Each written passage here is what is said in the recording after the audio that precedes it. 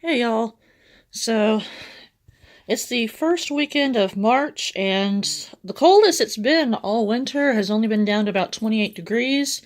And here it is about to drop down to 19 degrees, which is really freaking cold, especially here in Texas. So, needless to say, with that drop, even the greenhouse is not going to be able to stay above freezing. So what happened is I had to move all of my warm weather plants inside the house. That means I had to take apart this entire shelving unit and move everything indoors. It was about 42 degrees when I did that, so thankfully everything is okay. In hindsight, I really wish I had been able to actually do this from the beginning because it's a lot better. It's about 70 degrees in the house, which is really good for these plants. Got me a new shop light here. This is an LED, and it's producing a lot of light, good high Kelvin rating, so it's really great for the plants.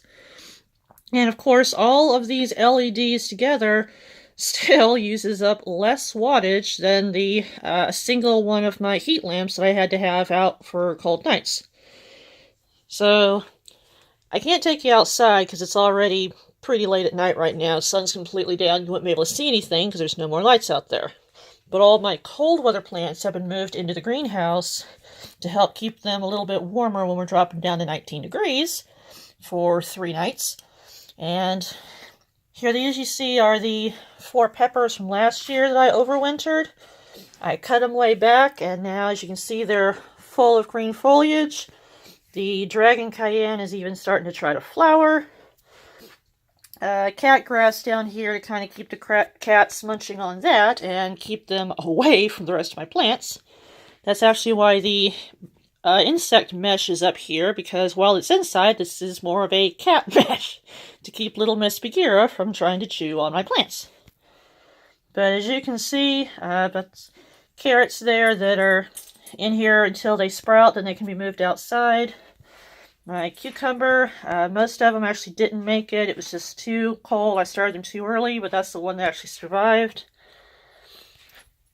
Back here I got the mammoth dill, my tree sapling, which is going to be planted once it warms back up, probably next weekend outside.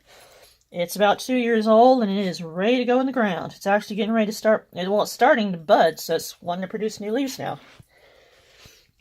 And here's a pretty good shot, if you can see it, of my tomatoes and my peppers. A lot of different kind of peppers here.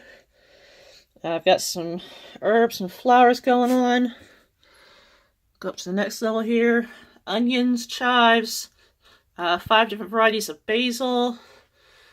Got some potatoes starting down there. A couple of more tomatoes.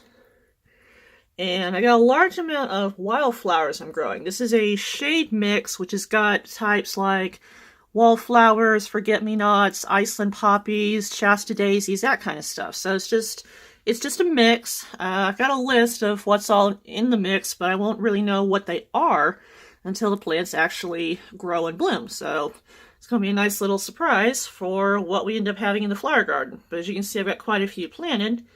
So we'll see what goes on. All right.